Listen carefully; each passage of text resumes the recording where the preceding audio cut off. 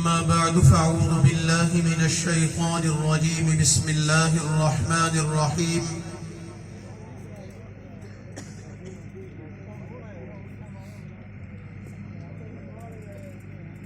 إنه لتنزيل رب العالمين نزل به الروح الأمين على قلبك لتكون من المنذرين. صدق الله العظيم.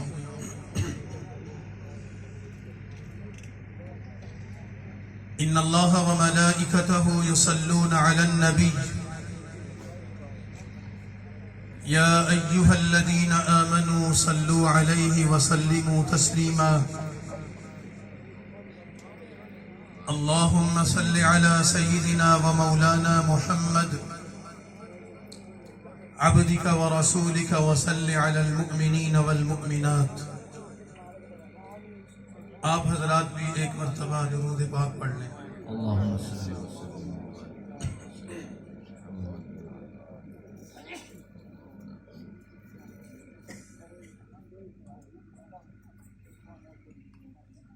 جناب رسول اللہ صلی اللہ علیہ وسلم کا ارشاد گرامی ہے کہ جب کچھ لوگ اللہ کے دین کی نسبت سے کسی مجلس میں جمع ہو جاتے ہیں، اللہ تعالیٰ اس مجلس کے ختم ہونے سے پہلے شرکت کرنے والوں کی بخشش کا فیصلہ فرما دیتے ہیں. ایک مبارک عنوان پر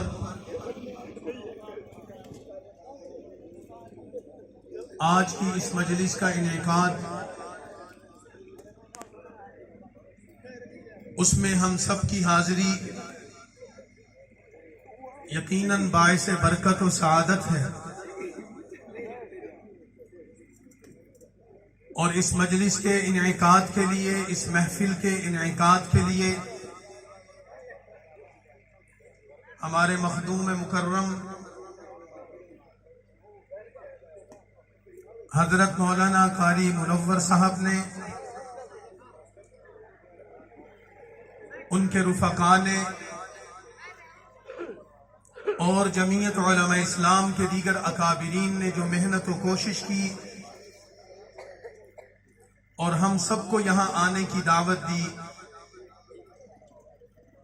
دعا فرمائے کہ اللہ تعالیٰ ان کی مساعی کو قبول فرمائے. ہم سب کو اللہ تعالیٰ یہ توفیق عطا فرمائے کہ جو دین کی باتیں ہم نے اس مجلس میں سنی ہیں ہم اس پر عمل کر سکیں.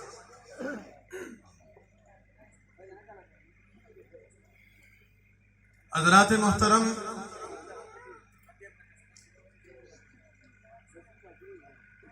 اگرچہ اس کانفرنس میں شرکت کے لیے ہم نے ایک لمبا سفر طے کیا ہے،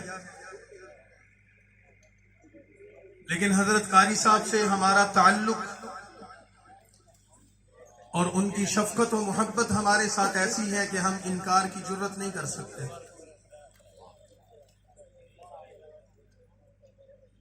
دوسری چیز یہ ہے، یہ کانفرنسیں، یہ محافل، ایسی مجالس اور ایسے اجتماعات میرے طالب علمانہ رائے میں اسلام کی شان و شوکت کا اظہار ہے. ایک ایسی سوسائٹی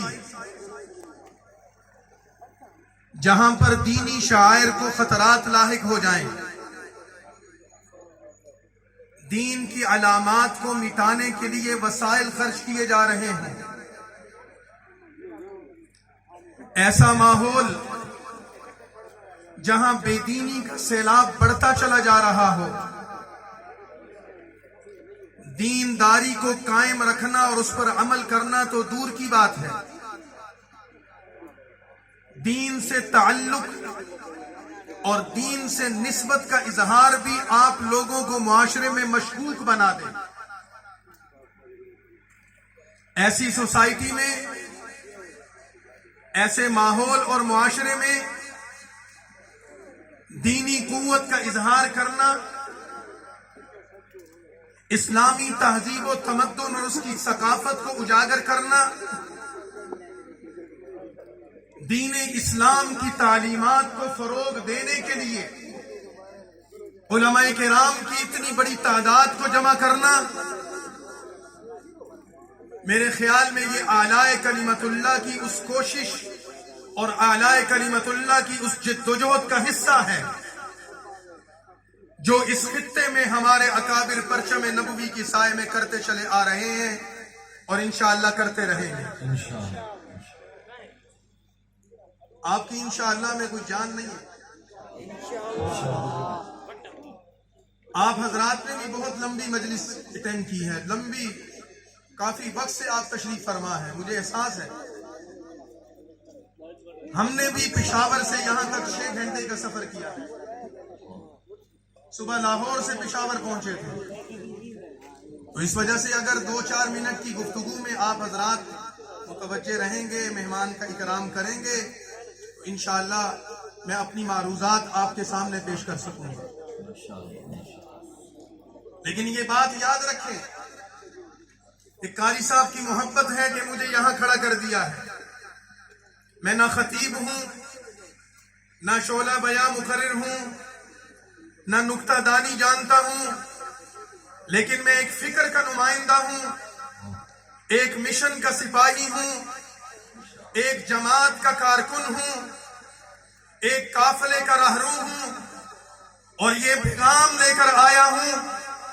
کہ اگر معاشرے میں، سوسائٹی میں، ہمارے ماحول میں شیطانی قوتیں اسلام کو ملیامیٹ کرنا چاہتی ہیں، اسلامی تعلیمات کو مٹانا چاہتی ہیں، دین اسلام کی تعلیمات کو مسخ کر کے آپ کی اور میری نسل سے اسلام کو ختم کرنا چاہتی ہیں، تو پھر رب محمد کی قسم ہم بھی سر پر کفن باندھ کر نکلے ہیں، پرچم نبوی اٹھا کر نکلے ہیں۔ ہم نے جس نبی کا کلمہ پڑھا ہے، جس اسلام کے کلمے کو ہم نے اپنے دل میں جگہ دی ہے، جس رب کا نام لے کر ہم اپنے مشن کا آغاز کر چکے ہیں، اس رب پر توکل اور بھروسہ کر کے کہتے ہیں کہ جب تک ہم زندہ رہیں گے ان شیطانی قوتوں کا مقابلہ کرتے رہیں گے۔ تو لہذا ان مجالس کو، ان محافل کو معمولی نہ سمجھا جائے۔ آپ حضرات کے سامنے یہاں قرآن کرام تشریف لائے ہوں، انہوں نے قرآن عظیم کی تلاوت آپ کے سامنے کی، آپ کے سامنے مختلف حضرات تشریف لائے ہوں گے جنہوں نے اشعار کی صورت میں اللہ کی حمد بیان کی ہوگی، جناب رسول اللہ صلی اللہ علیہ وسلم کی نعت پڑھی ہوگی، اصحاب رسول اور